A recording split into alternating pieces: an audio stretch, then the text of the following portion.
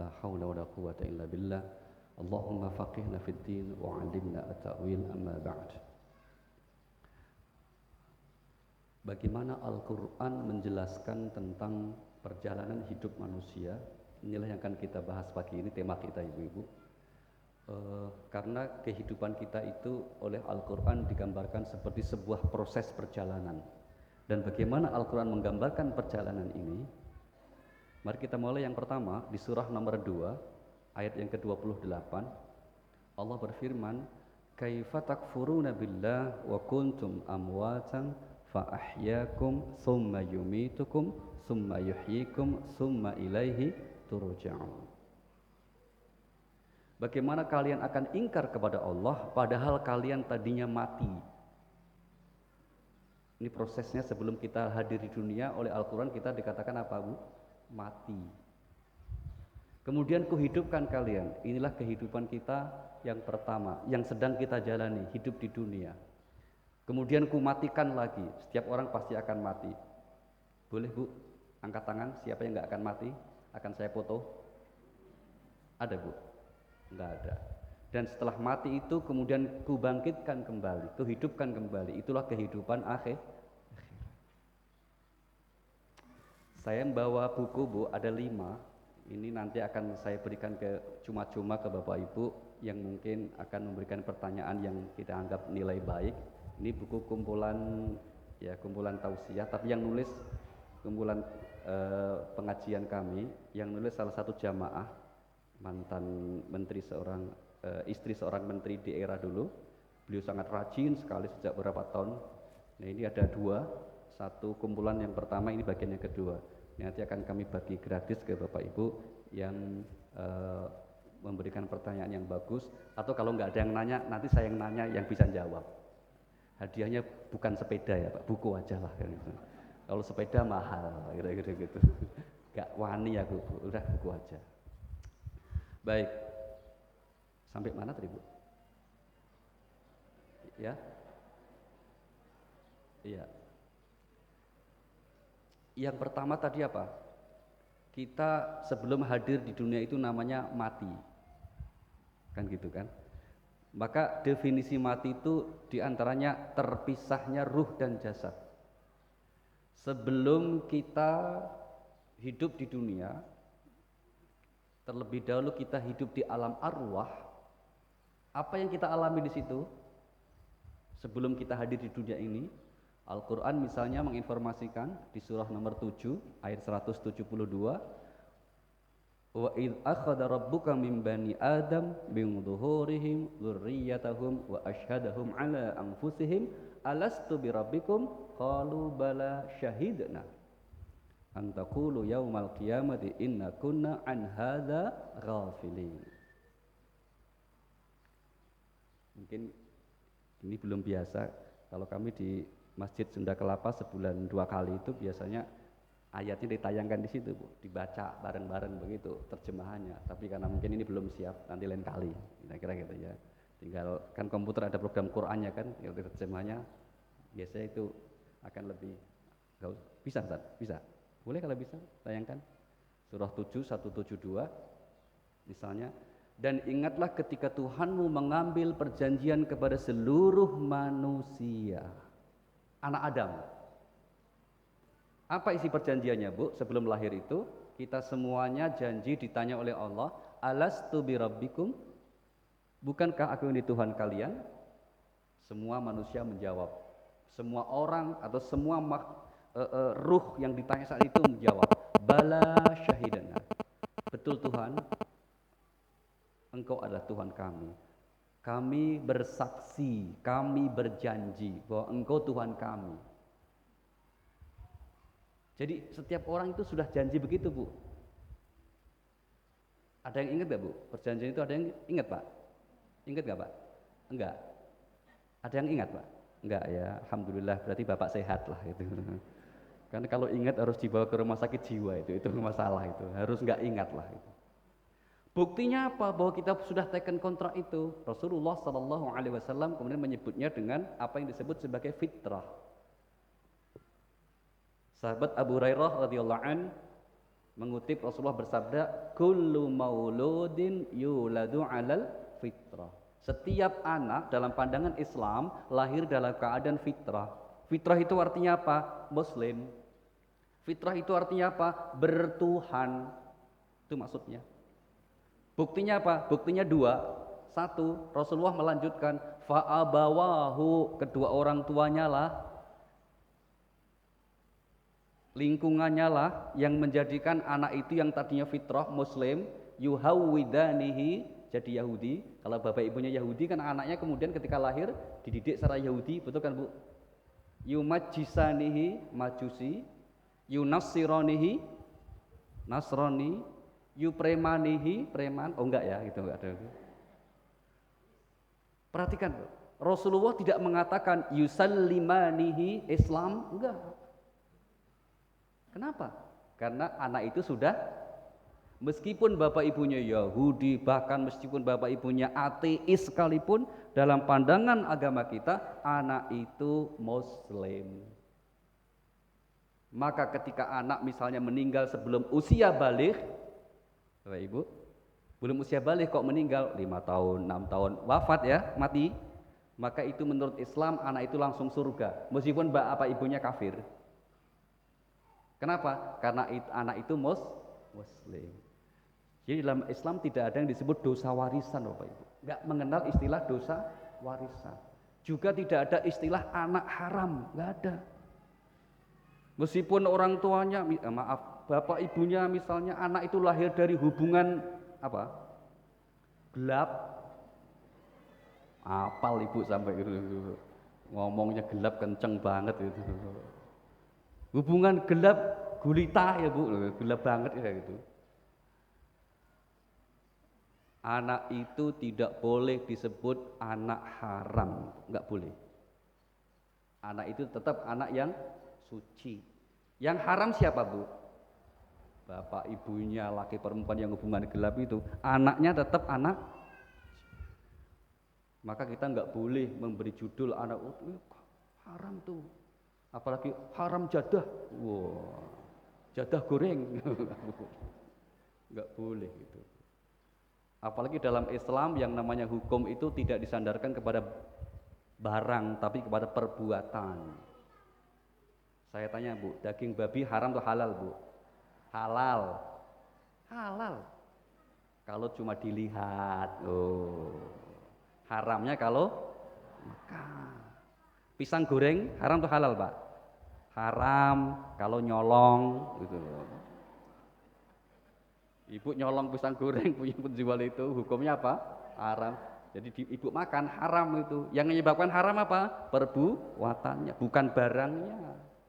Itu. Maka anak haram nggak ada. Itu yang bikin haram jadi itu siapa? Orang tuanya, itu yang haram, yang dosa besar. Nah kita kembali. Ini bukti pertama. Bukti pertama bahwa anak itu Muslim. Bukti kedua bahwa anak itu Muslim, bertuhan, mengakui Tuhan, ada di surah 10, surah Yunus ayat yang ke-90.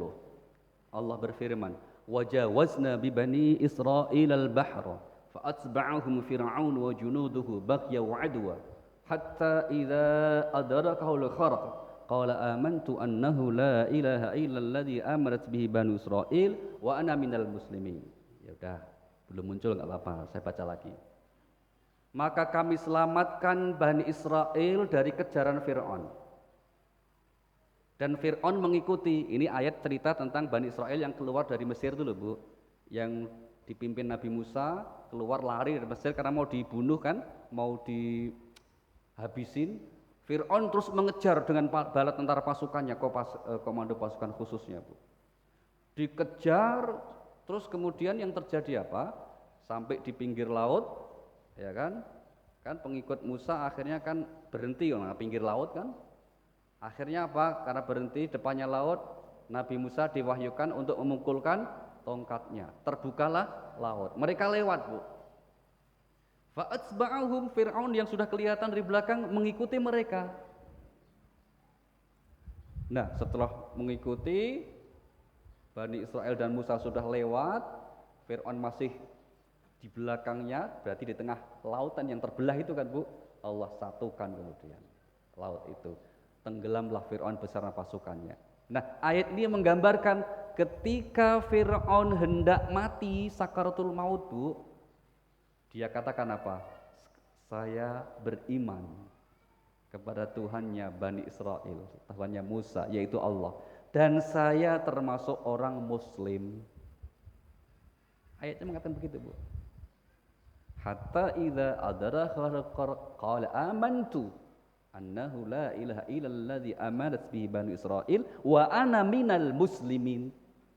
Dan saya termasuk golongan orang yang berserah diri Muslim.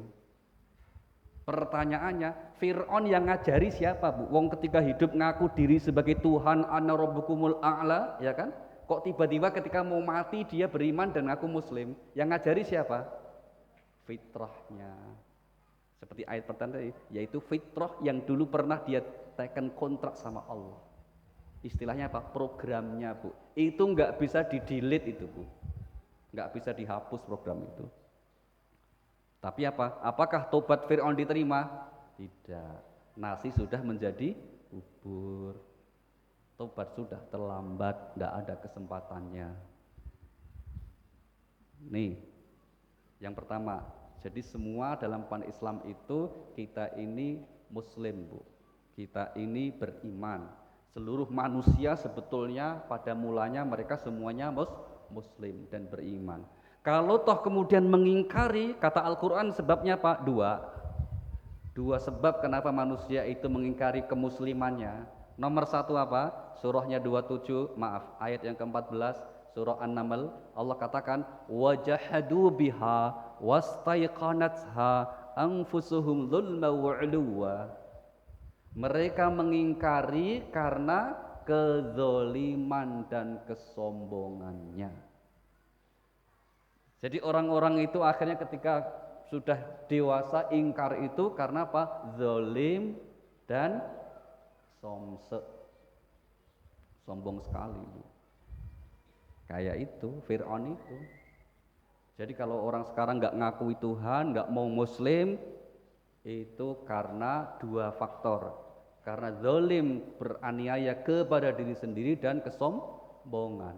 Lanjutan ayat itu mengatakan apa? Padahal hati kecil mereka mengakui kebenarannya. Kebenaran apa? Kebenaran Islam, kebenaran Tauhid. Sejak awal ini, Bu, sejak Al-Quran turun sudah begitu. Maka saya ambil contoh ya, ada seorang tokoh kafir musyrik Mekah, namanya Walid bin Al-Mughirah. Walid ini bapaknya Khalid, Pak, yang kemudian masuk Islam. Maka ada seorang panglima Islam namanya Khalid bin Walid. Ini namanya Khalid bin Al-Mughirah. Itu tokoh yang oleh pembesar musyrik Mekah dikatakan yang layak jadi nabi itu bukan Muhammad, tapi Walid ini mestinya. Karena apa? Pinter, Bu, cerdas, kaya, dan keluarga terhormat. Dialah tokoh yang paling menguasai yang namanya syair, yang mana tradisi kebudayaan kaum saat itu. Ketika dia pertama kali diperdengarkan Al-Quran, dia geleng-geleng. Ayat turun lagi, terus kemudian dicuri-curi, mereka dengar, geleng-geleng lagi. Akhirnya dia sering kali ngintip-ngintip. Kalau umat Islam sedang belajar, Nabi sedang mengajar kepada para sahabat yang sudah Muslim itu, dia ngintip-ngintip, Pak. Setelah berulang-ulang, dia kumpul sama teman-temannya, geng-gengnya begitu, dia katakan apa? Sudah tahu?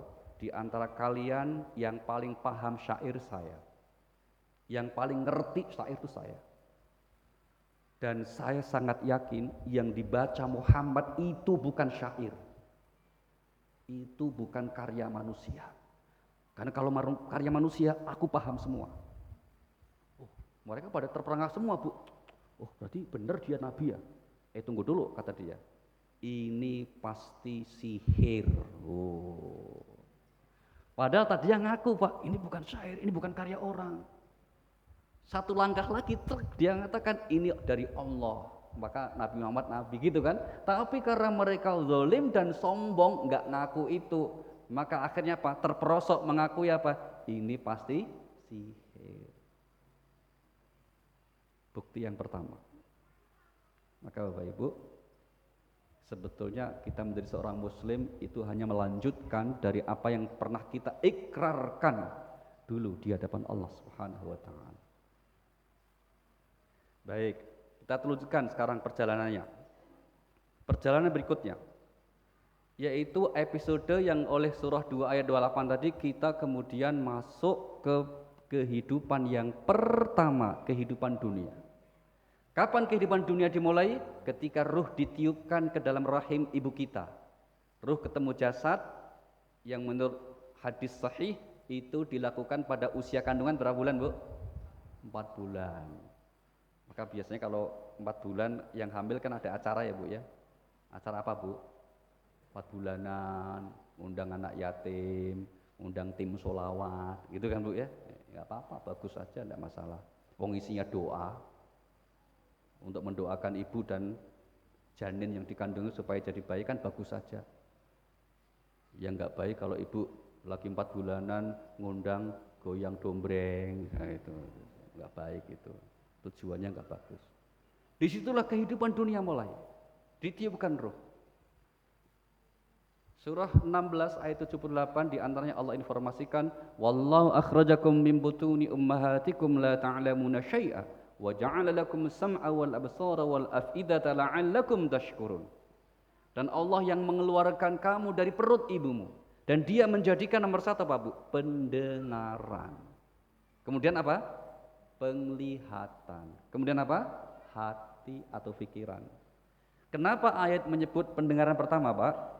Karena inilah syaraf manusia yang berfungsi pertama kali sebelum yang lain itu apa?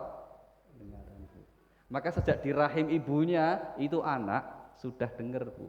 Syaraf pendengaran sudah berfungsi. Itulah para ulama mengajarkan kita, kalau istri kita lagi hamil, jangan lupa usahakan untuk diperdengarkan ayat-ayat Allah, perbanyak baca sholawat. Karena apa? Itu syaraf di dalamnya sudah dengar itu, Bu. Sudah mendengar dia. Salah satu rahasia, mungkin Bapak Ibu pernah dengar anak-anak kecil kita yang hafalannya bagus ya. Baru bayi 6 tahun, 7 tahun sudah hafal Al-Quran. Bahkan di Iran itu ada satu anak, itu 6 tahun, Pak, sudah doktor tafsir. 6 tahun sudah diberi gelar doktor tafsir. Karena apa? Bukan hanya ayat yang dia hafal, tapi isi tafsirnya yang dia. Seluruh ayat dihafal dari sekian marji tafsir.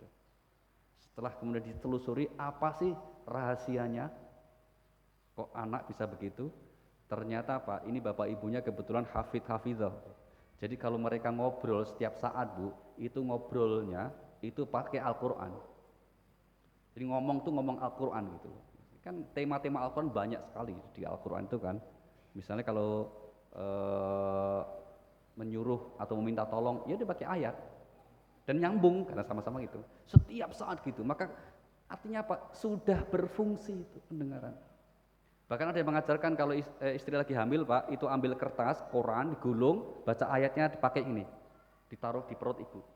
Kenapa? Dengar dia. Maka tidak usah heran kalau kemudian anak itu lahir, terus kemudian ketika mendengar bacaan ayat, suara azan langsung toleh-toleh, kayak mencari gitu, itu sudah pernah dengar pengalamannya, sudah berfungsi. Kalau penglihatan belum, penglihatan itu baru melek setelah 6 jam, Bu. 6 jam dia lahir anak, tapi kalau pendengaran tidak. Maka itulah ada yang kemudian disyariatkan atau disunahkan, meskipun ini juga beda pendapat ulama, paling tidak ya nggak apa-apa, bagus. Bayi lahir diazani, dikomati. Kenapa? Sudah dengar. Jangan baru lahir diajak main celubah. Belum bisa lihat ya, Bu. Tapi kalau dengar sudah.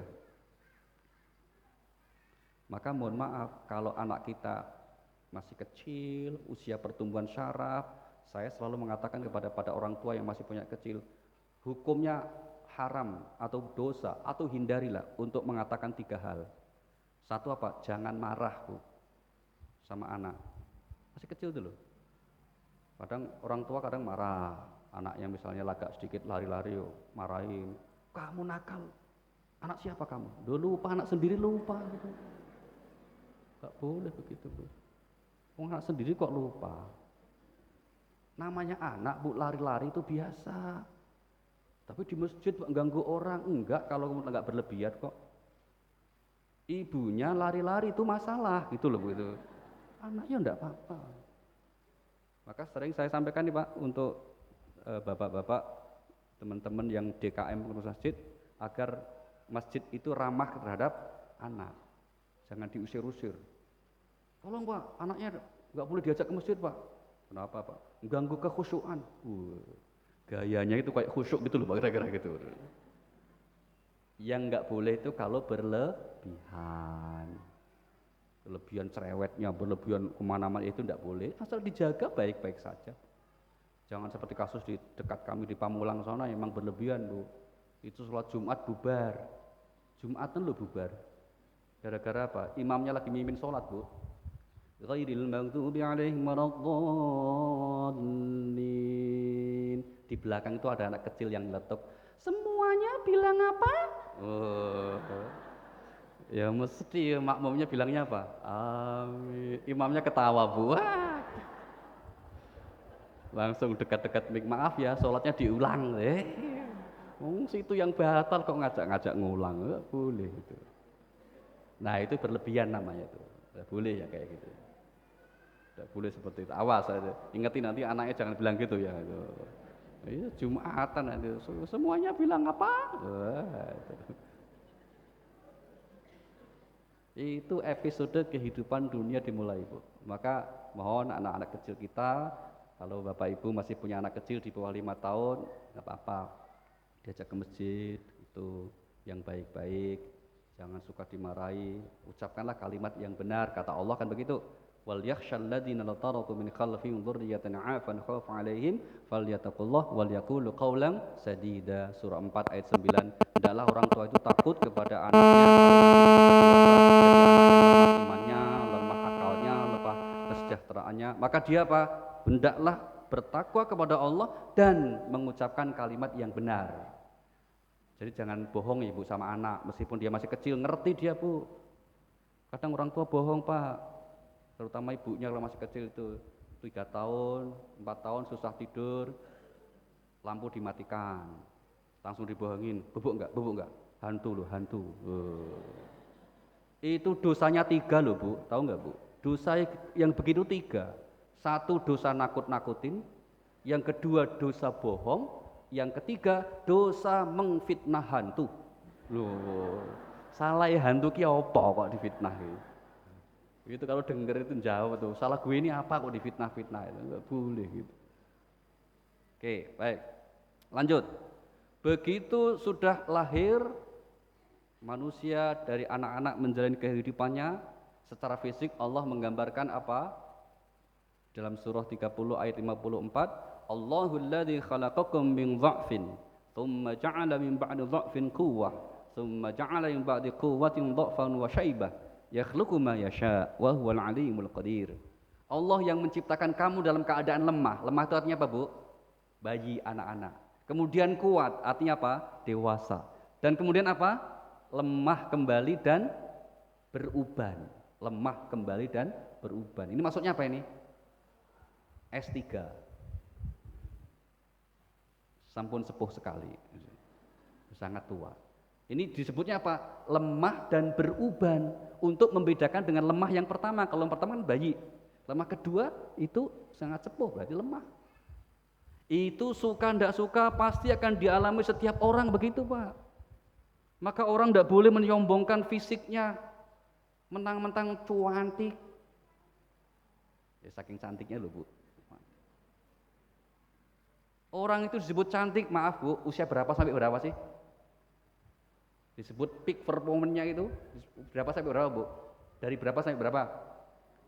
Oke, 20 sampai 40. Ya 40 45 itu yang rajin senam, dietnya bagus, rajin ke apa namanya? Perawatan gitu.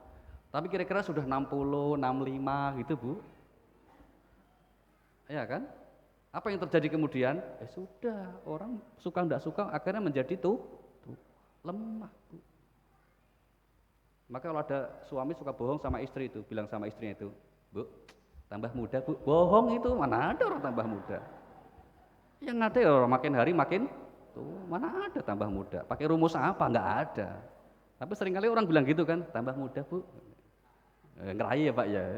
Saya pernah gitu Pak, jawaban istri saya Pak, alah pret. Apes ya akhirnya. Kapok Bu, saya nggak muji lagi udah. Maksudnya pengen nyenengin gitu loh, malah dapat pret, ya sudah lah itu fisik Bu. Kemudian di episode perjalanan kita di dunia ini, apa kira-kira maksud Allah, apa tujuan Allah menjadikan kita di dunia ini? Surah 67 ayat yang kedua, Allah menjawab, alladzi khalaqal mauta wal hayata liyabluwakum ayyukum ahsanu amala. Dia yang menciptakan mati dan hidup. Perhatikan, ayat selalu mengatakan apa? Mati dan hidup, bukan hidup dan mati Pak. Mati dan hidup untuk apa? Menguji kamu. Liyabluwakum, untuk menguji kamu. Jadi artinya apa? Kita di dunia ini memang kita diuji Bu. Maka kalau nggak mau diuji di dunia, kalau nggak mau gimana Bu? Mati yo, gitu loh kira gitu. Mati saja. Di dunia ini memang Allah katakan kita itu ujian. Dan ujian hidup itu ada dua macam kata Allah. Surah 21 ayat 35. Apa itu? Wa nabluukum bisyarri wal khairi fitnah. Kami akan uji kamu dengan kesusahan. Nomor satu ujiannya. Yang kedua apa? Kesenangan. Oh. Kenapa ujian kok yang disebut kesusahan dulu Pak? Kenapa Allah tidak mengatakan wa nabluukum bil khairi wal syarri fitnah, kok bisyarri wal khair? Karena orang itu langsung akan merasa mendapatkan ujian hidup kalau tertimpa keburukan, kesusahan. Betul nggak Bu? Biasanya kita itu kalau mendapat keburukan langsung mengatakan mendapatkan ujian. Sebaliknya kalau tertimpa kesenangan, mendapat kesuksesan, jarang orang mengatakan mendapat ujian. Padahal itu sebetulnya apa? Ujian juga. Al-Quran kan mengatakan wa'lamu annama amwalukum wa auladukum fitnah. Sampai 2 kali disebut Al-Quran. Al-Anfal ayat 28 dan surat At-Taghabun ayat yang ke-14. Redaksinya sama. Ketahuilah hartamu dan anakmu adalah cobaan. Nomor satu apa Bu? Cobaannya harta. Yang kedua apa? Kalau suami apa Bu? Cobaan atau anugerah? Cobaan juga, astagfirullahaladzim Bu. Bu, suami itu ya anugerah gitu loh Bu. Maksud cobaan itu loh. Atau kalau enggak ya tergantung situasi gitu loh. Kalau masih dinas aktif ya anugerah gitu. Udah pensiun cobaan itu. Udah sepuh musibah gitu. Enggak disebut. Yang disebut cuma 2. Siapa? Nomor 1 apa? Harta. Maka kaya itu cobaan Bu. Enggak kaya juga pilih mana? Mbok ya dipikir-pikir dulu. Cepet banget jawabnya itu. Tapi biasanya orang jarang merasa mendapat cobaan kalau sedang kaya. Betul nggak Bu? Kok jarang kelihatan toh Bude? Kemana aja? Aduh aku ini berat cobaanku ya. Kenapa toh Bude? Kaya? Oh nggak ada gitu. Nggak ada itu. Padahal itu juga memang cobaan. Tapi orang merasa. Al-Quran sudah mengabadikan itu Pak. Surah 89 ayat 15-16. Fa'ammal insanu idza mabtalahu rabbuhu fa'akramahu wa na'amahu wa yaqulu rabbi akraman. Manusia itu kalau mendapatkan kesenangan hidup, mendapatkan kelapangan hidup, kesuksesan, dia mengatakan Tuhan sayang banget. Wa amma idza mabtalahu faqadara 'alaihi rizqah fayaqulu rabbi ahanan. Sebaliknya kalau dia mendapatkan kesulitan, kesusahan, kesempitan rezeki, dia berkata, ya Tuhan, kenapa kok begini? Kenapa engkau marah? Kenapa engkau azab? Jadi kalau dapat masalah itu dikiranya Allah marah gitu loh Bu. Dikiranya azab, sering nanya lagi, ya Allah, apa dosaku kok begini? Betul nggak Bu? Untung Allah nggak jawab. Lah iya toh Pak. Misalnya ya Allah ya Tuhan apa dosaku? Terus dijawab lewat WA itu loh, di dosamu. Malu kan itu. Kalau yang disebut ujian hidup kesulitan itu bentuk kemarahan Tuhan, Masya Allah Bu, itu berarti yang dimarahi Tuhan, yang paling dimarah siapa? Para nabi. Karena mereka yang paling banyak mendapat cobaan yang berat-berat. Kasih tahu saya Bu, mana nabi yang hidupnya nggak ada cobaannya? Nggak ada. Nabi Nuh cobaannya macam-macam, Masya Allah, dihina kaumnya, cobaannya dengan anak, dengan istrinya, bukan hanya anaknya tapi juga istrinya. Durhaka Bu. Siapa Bu anak Nabi Nuh yang durhaka? Namanya Kan'an. Istrinya Bu, Ibu Nuh. Lama banget. Istri Nabi Nuh yang durhaka namanya Ibu Nuh atau Nyonya Nuh. Jenengi sopo gak penting, gak usah dipikirin. Karena apa? Al-Quran hanya mengatakan Imro'atu Nuhin, istrinya Nuh. Ya sudah, Nyonya Nuh, gitu aja kan. Enggak ada KTP-nya, itu. Pikir, udah, gak usah pusing mikirnya. Nabi Nuh tetap sabar Bu. Musim kemarau seperti ini Bu, Allah wahyukan, wahai Nuh bikin kapal. Kan? Kenapa? Dakwah kok 950 tahun gak ada yang ikut. 950 tahun loh Pak Ketua. 900 masjid baru berapa kali? Berapa tahun masjid kita ini? Lah iya, jadi kalau kemudian misalnya belum sebegitu, tapi kita sudah Masya Allah luar biasa ini jamaah. Saya kira jamaah duha yang paling banyak Asyarif nih Pak. Kami sering ada di Pondok Indah, ada di Sunda Kelapa, tapi tidak sebanyak ini. Maka ini jamaah kita luar biasa nih. Bapak Ibu ini orang-orang luar biasa itu. Padahal di seberang itu saya kira tadi macet Pak. Kenapa macet tak tengok itu? Artis ibu kota. Kok Bapak Ibu milih ke masjid? Alhamdulillah, orang-orang soleh semua. Kelihatan Bu, orang soleh kelihatan, ngantuan gitu biasanya gitu. Biasanya gitu. Kalau ngaji mesti nyari sandaran, minggir-minggir, nyari tiang, ini biasa gitu, ngantuan itu. Mudah-mudahan yang tidak nyandar pahalanya lebih besar. Jangan maju Mas, terus ngaju. Dapat sandarnya diterima saja, rezeki kok alhamdulillah. Maka Bapak Ibu kalau pengen ketemu jamaah Indonesia lagi umroh, lagi haji di masjid ya, Masjidil Haram, Masjid Nabawi, gampang. Cari aja tiang masjid. Ketemu tiang masjid tengok, Indonesia. Hobinya itu loh Pak. Gayanya itu loh, sholat Jumat itu datang jam 11, belum ada orang, yang dicari apa? Ya gitu. Gayanya itu. Situ boro-boro namanya iktikaf baca Quran, buka WA, khusyuk banget insyaallah. Tapi itu bukan jamaah Syarif Pak, itu jamaah masjid lain. Sini nggak ada lah gitu, nggak ada bedanya lah gitu. Ada. Sampai mana tadi Ustadz Mir? Yang apa tadi Ustadz? Ya? Ibu Nuh toh? Nggak ada Bu. Nabi yang ujian hidupnya agak enak, dan ini kalau Bapak Ibu diuji seperti beliau belum tentu lulus, itu Nabi Sulaiman. Ya, yang lain maka Allah sampai perintah bersabar, surah 46 ayat 37. Fasbir kama sabara ulul azmi minar rusul.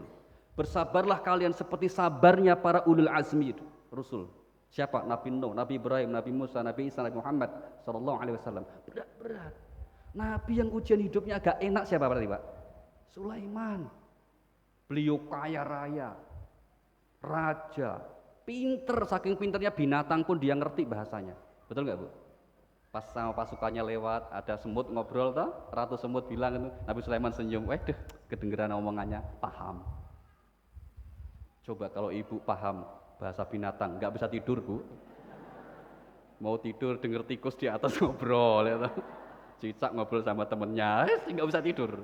Untung kita nggak paham Bu, ya toh, nggak paham itu alhamdulillah. Dinding kita kan ada cicak Bu, ada 2 cicak toh, ada 3 cicak Bu, yang 2 berantem nih, ini toh yang dijawab. Kalau ada 3 cicak, yang 2 berantem, 1 ngapain Bu? 1 jatuh, tepuk tangan, jatuh. Nabi Sulaiman paham Bu. Kendaraannya nggak punya pesawat, tapi kata Al-Quran apa? Wali Sulaiman rihu duha syahrun warwahuha syahr. Naiknya angin, Bu.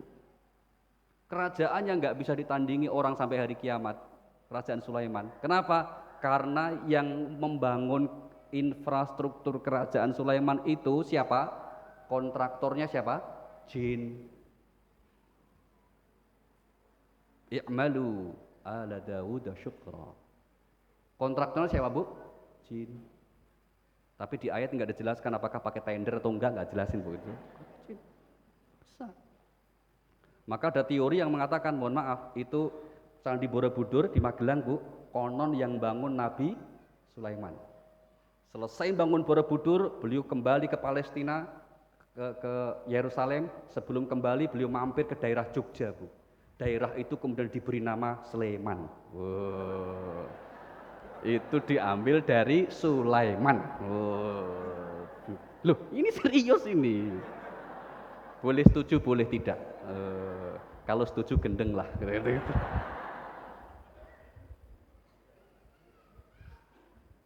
Semua berat-berat, Bu.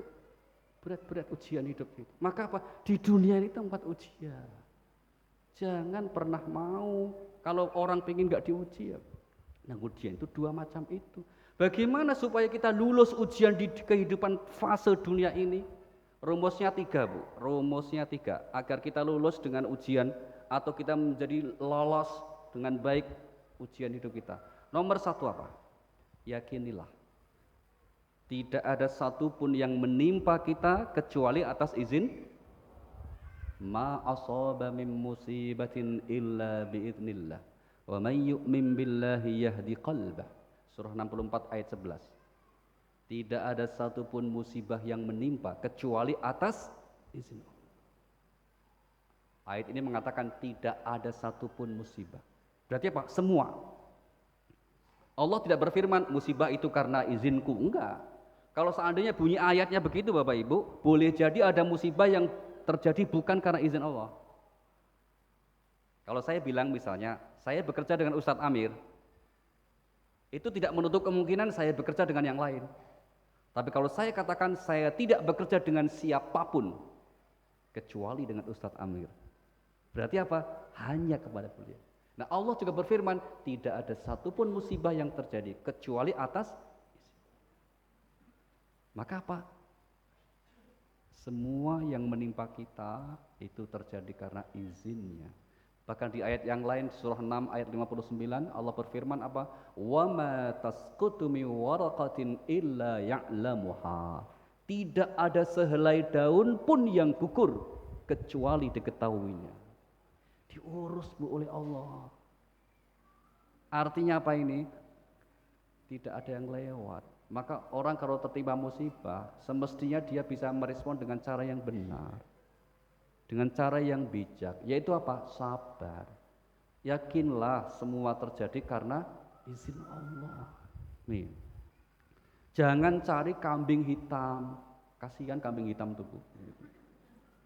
Jangan suka nyalah-nyalahkan orang, nggak ada gunanya itu Pak, nyalain orang.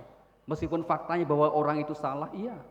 Tapi kenapa orang itu kemudian diizinkan Allah misalnya menyakiti kita gitu? Itu pasti ada hikmahnya gitu loh. Maka kalau ada teman yang misalnya apa, ngomongnya jelek, postingannya jelek di grup-grup itu, enggak usah kita menjadi respon dengan marah Bu. Langsung left grup, meninggalkan grup, enggak perlu. Itu pasti karena izin Allah. Nah, langkah kedua apa? Kalau Allah izinkan, itu pasti ada hikmah kebaikannya. Dasarnya apa? Surah 4 ayat 79, ma asabaka min hasanatin faminallah wa ma asabaka min sayyi'atin famin nafsik. Segala sesuatu yang baik menimpa kamu itu dari Allah, sedangkan yang buruk itu dari dirimu. Tuh. Yang dari Allah pasti baik, Pak. Meskipun terkadang belum tentu kita tahu mana kebaikannya, apa baiknya. Masalahku berat, ibarat pepatah, sudah terjatuh, timpa tangga, gigit anjing, mesti numpuk-numpuk itu. Tapi pasti. Tapi kalau kita bandingkan dengan ujian hidup kekasih Allah, para nabi, kita itu kan nggak seberapa, Pak. Rasulullah misalnya, kecil sudah yatim, 6 tahun yatim piatu, ikut orang kerja, menjalani hidup nggak mudah, Bu. Nabi siapa? Musa, bahkan masih bayi dihanyutkan di sungai, ya kan? Nabi siapa lagi? Yang ganteng, Yusuf. Apa ujiannya itu, Bu? Masih kecil, masukin sumur, dibuang sama siapa itu, Bu? Saudaranya sendiri, bukan musuhnya, Bu, saudaranya sendiri. Jadi kalau sekarang saudara pada musuhan tuh dari dulu ada, sudah. Kalau dulu macam-macam motifnya. Ya toh, semuanya menghadapi kesulitan seperti kita kan nggak seberapa. Ujian hidup kita ini paling-paling apa sih, Bu? Bapak Ibu, ini apa sih ujiannya paling-paling? Mohon maaf. Ya kalau sakit paling pilek gitu kan. Nggak sampai kayak Nabi Ayub sakit lama, menahun, enggak. Apalagi, ya Bu, paling urusan anak, ya toh? Nggak disebut apa ya? Kadang nggak punya utang, itu kan ya biasa itu.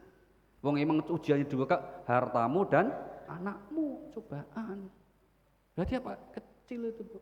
Selama urusan cobaan itu tidak berkaitan dengan agama, kecuali kalau menimpa kita itu kita disuruh murtad gitu, Bu, kalau enggak mati, nah itu baru kita berat, Bu. Kan gitu. Mohon maaf kayak saudara-saudara kita di Rohingya gitu loh. Di daerah Rakhine itu saya kira harus kita yakini, Masya Allah berat sekali. Kalau kita kan, apalagi Indonesia nih, Bu, musim panas juga seberapa panasnya, betul nggak, Bu? Musim dingin ya nggak sampai kedinginan mati, nggak ada nggak? Negara lain tuh musim panas kayak gini, seperti di negara-negara Sahara, Aljazair, Tunisia, Maroko, nggak berani keluar rumah, Bu. Mandi itu sehari itu bisa 5-6 kali, saking panasnya. Saya punya kawan Maroko, Bu, saya ceritain, wah di Jakarta panas tuh. Yang berapa derajat? Tanya, Bu, dalam bahasa Arab itu. Ya kalau pas musim panas 35, 36, saya bilang gitu kan, Bu. Dia ketawa, Bu. Di tempat kami Sahara 55 katanya. Maka libur semua, Bu, nggak ada yang berani. Kita alhamdulillah syukur, Bu. Meskipun ada masalah itu cuaca kita tuh enak, adem, katanya adem. Maka kalau tadi Pak Ketua nanya, ini masjid kita panas atau adem? Gitu ya, Pak ya, itu. Adem sekali nih, Pak. Dan yang penting bukan masjidnya, hatinya. Betul nggak, Bu? Masjidnya adem, hatinya panas, jadinya apa? Panas juga. Maka gimana masjid kita ini supaya tetap adem, di samping sirkulasi yang bagus juga apa? Hatinya yang adem, ustadz-ustadznya yang bikin adem. Tuh, meskipun nanti banyak AC-nya ditutup, tapi kalau ngajinya isinya provokator, panas, jadinya apa? Panas. Na'udzubillahi dzalik. Itu penting supaya adem. Nah, nih yang ketiga, menghadapi ujian itu apa? Berserah diri, tetap berprasangka baik kepada Allah. Berserah diri, tetap berprasangka baik kepada Allah Subhanahu wa Ta'ala. Itu kuncinya, Pak Ibu, supaya lulus menjalani kehidupan episode. Maka orang yang kemudian dipanggil oleh Allah, dia tetap berprasangka baik kepada Allah. Inilah salah satu ciri yang disebut husnul tuh. Dunia nggak lama, Bu. Kita di dunia umumnya apa? Makin kesini itu makin pendek umur kita, ya. Kalau zaman Nabi Nuh dakwahnya dulu 950 tahun. Menurut riwayat Nabi Ibrahim usianya sampai 450 tahun. Terus kesini sampai kita umat Muhammad sallallahu alaihi wasallam, Rasulullah bersabda apa? Rata-rata usia umatku berapa, Bu? Berapa? 60 tahun. 60 tahun. Bapak berapa, Pak? 72. Masya Allah. Sudah bonus banyak, alhamdulillah. Kalau Bapak? 53, 60 berarti kurang berapa itu? Kurang 7 tahun. Dia masuknya ke usia 60 gitu loh, wah gitu. Terus takut, ya enggak, ini Bapak 72, mudah-mudahan kita panjang umur sehat dalam ketaatan. Tapi usia ini kan rahasia Allah ya Pak ya. Tidak ada yang bisa tahu. Allah sampai mengatakan wa ma tadri nafsum bi ayyi ardin tamut.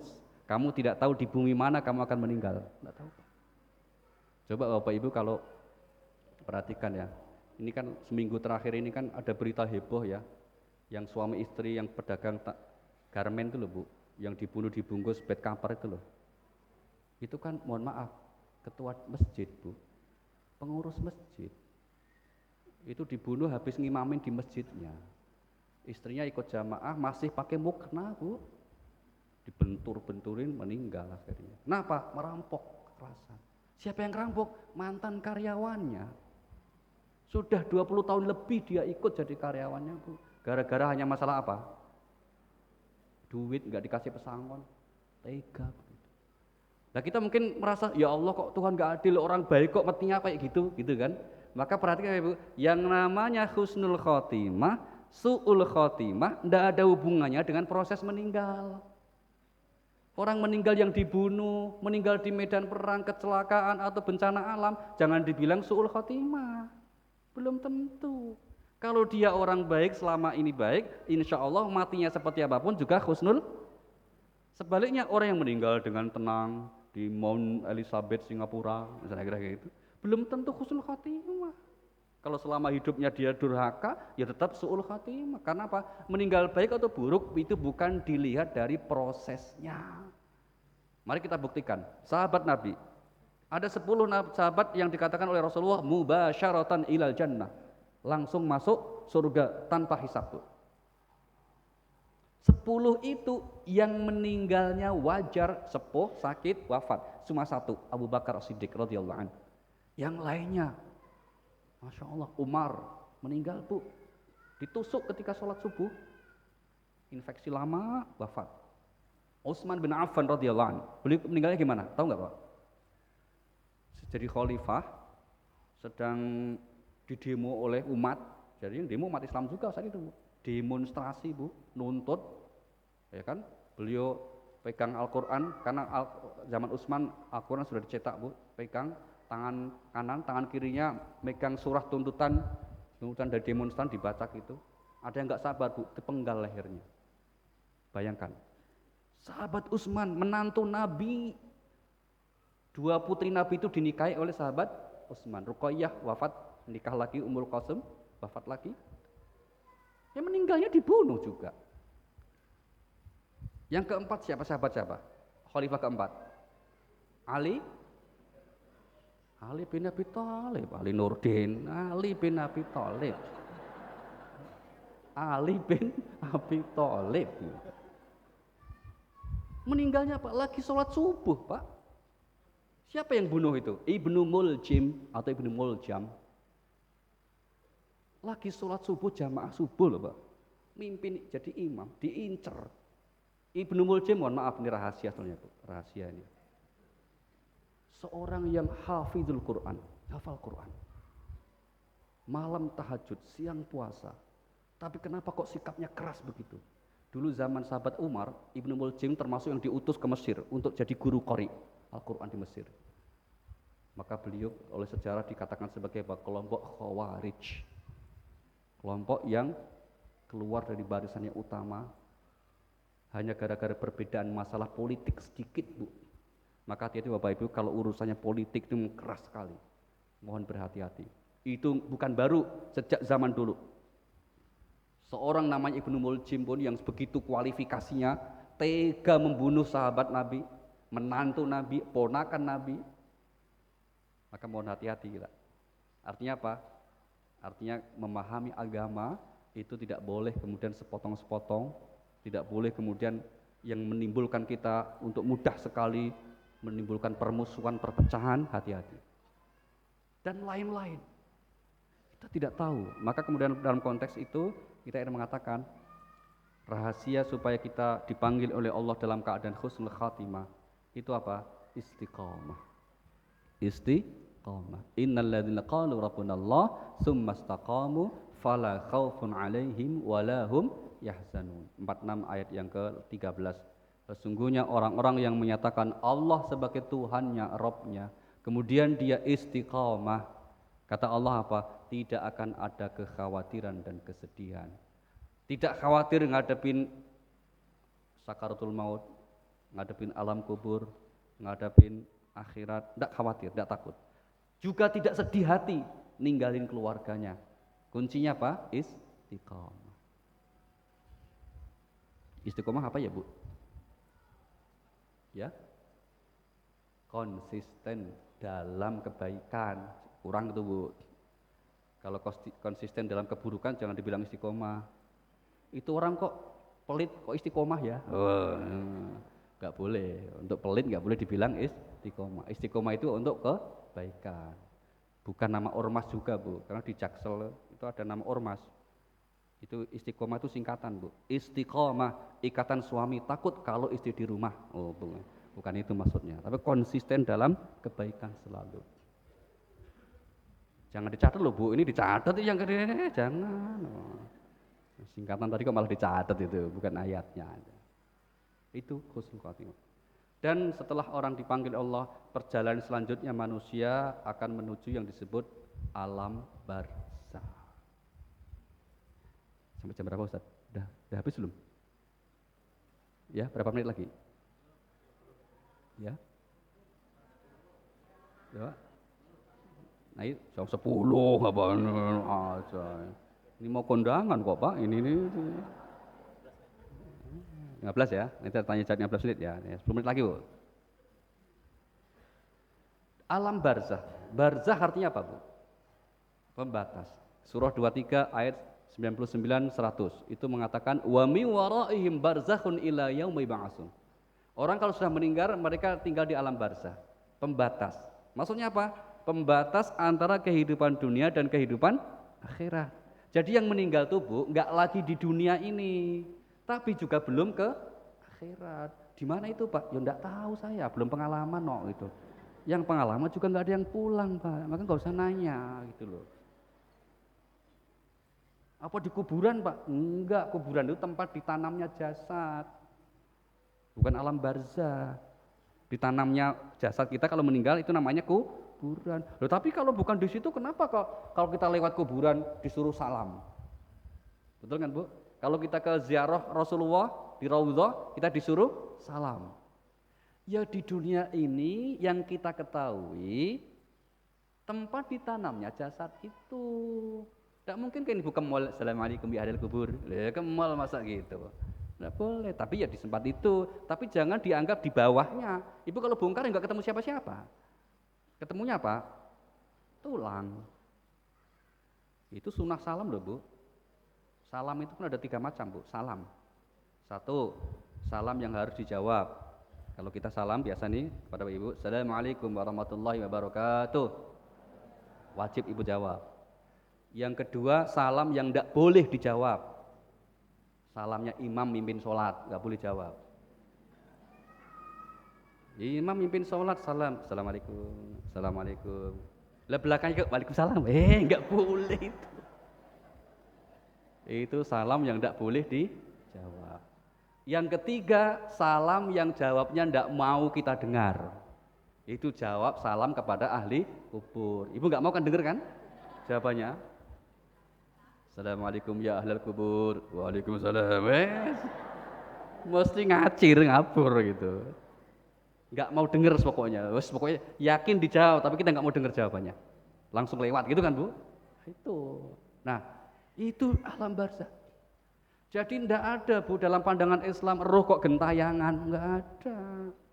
Orang meninggal nggak wajar nanti rohnya gentayangan, nggak ada.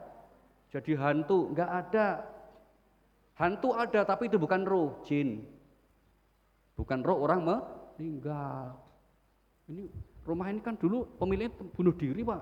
Maka kalau malam ini rohnya itu nangis katanya, itu bukan roh, Bu. Maka juga tidak ada orang-orang meninggal kok kemudian misalnya balas dendam gitu. Ya kan? Balas dendam terus bunuh misalnya kepada seseorang. Lu kok balas dendam, di sana udah repot kok dia mah, itu dosa lagi itu. Itu tidak benar, doanya mengatakan demikian.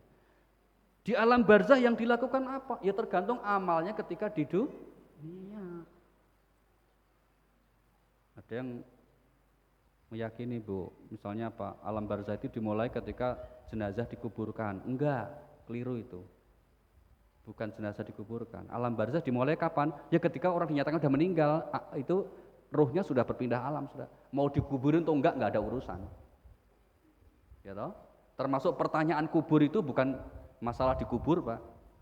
Jadi kalau jenazah enggak dikubur-kubur, ya tetap ditanya gitu loh, Pak. Kan ada yang memahami, ada hadisnya diperselisihkan. Tapi seandainya sahih pun jangan dipahami kalau sudah dikuburkan, yang menguburkan pergi 7 langkah itu kan, datanglah malaikat untuk bertanya. Itu jangan dipahami letterlek. Nanti kalau jenazah itu enggak ditinggal-tinggal gimana?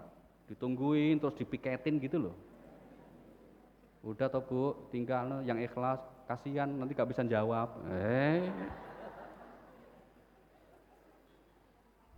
Malah isunya ada yang bilang Gus Dur sampai hari ini nggak ditanya-tanya malaikat. Kenapa? Ya itu kuburnya nggak pernah sepi, dia ziarahin terus. Malaikat nongkrongin, banyak banget sih orangnya gitu, akhirnya katanya gitu. Bukan begitu ya. Maksudnya ketika meninggal langsung ada pertanyaan. Itu kondisi di alam barzah dimulai seperti itu. Pertanyaannya gimana? Nggak disebut di Al-Quran Bu, dalam sekian hadis.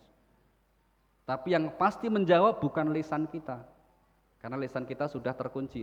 Al-yauma nakhtimu ala afwahihim wa tukallimuna aydihim wa tashhadu arjuluhum bima kanu yaksibun. Surah Yasin 65, apal Ibu tadi kan?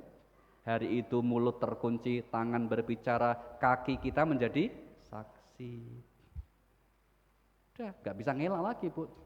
Kenapa mulutnya terkunci Bu? Lidah tidak bertulang. Maka mulutmu harimaumu. Sekarang saya tambah Bu, SMS-mu harimaumu. Ngomong hati-hati pakai medsos. Dah, di alam barzah hanya ada 2 kemungkinan di alam barzah yang diceritakan di Al-Quran. Ada orang yang bahagia di alam barzah. Itu yang dilukiskan Allah di surah 3 169. ولا تحسبن الذين قتلوا في سبيل الله أمواتا بل أحياء عند ربهم يرزقون فرحين بما آتاهم الله من فضله. Jangan kamu mengira orang yang meninggal di jalan Allah, orang yang husnul khotimah beriman itu kalau dia meninggal mati, enggak, kata Allah. Bal ahyaun, dia itu hidup. Inda rabbihim, hidupnya di sisi Tuhannya, bukan di sisimu, di sisi Tuhan. Yurzakun, dan mereka diberi rezeki oleh Allah. Rezeki di alam barzah itu apa? Nggak usah nanya. Nanti nanya, ada nasi uduk gak Pak? Pokoknya dikasih rezeki oleh Allah. Dan dengan rezeki itu dilanjutkan oleh ayat apa? Farihina bima atahumullahu min fadlih. Mereka bergembira dengan apa yang dikaruniakan oleh Allah. Senang Bu. Nah, inilah orang yang husnul khotimah. Di alam barzahnya mereka gembira, senang. Bahkan ada yang mengatakan mereka kumpul dengan keluarga yang sudah meninggal juga Bu. Reuni kembali itu. Reuni mereka. Untuk orang beriman. Syaratnya apa agar bisa reuni? Maka sama-sama harus beriman. Maka kalau ada orang tua beriman, anaknya tidak, nggak bisa ketemu. Anaknya beriman, orang tuanya kafir seperti Nabi Ibrahim, tidak bisa ketemu. Suaminya beriman, istrinya kafir seperti Nabi Nuh, Nabi Lot, tidak bisa ketemu. Istrinya solihah, suaminya kafir seperti Fir'aun, tidak bisa ketemu. Maka kabar ketemu nanti di surga, di akhirat, dimulai alam barzah, harus sama-sama beriman. Mau nggak Bu, nanti sama suami di surga Bu? Hah? Mau nggak? Yang kompak jawabnya. Nah, di mana-mana kalau saya tanya istri semangat, mau Pak. Saya tanya suami ya Bu, gimana Pak? Mau nggak Pak? Oh, nggak jawab Bu, nggak tahu gitu. Kalau nanya suami itu, mau Pak sama istri di surga Pak? Ya, nggak jawab, nggak tahu kenapa ya kira-kira itu. Ada yang bisik-bisik ini, masuk 4L Pak? Apa itu? Lu lagi katanya gitu. Jangan bayangin istri kita yang sekarang.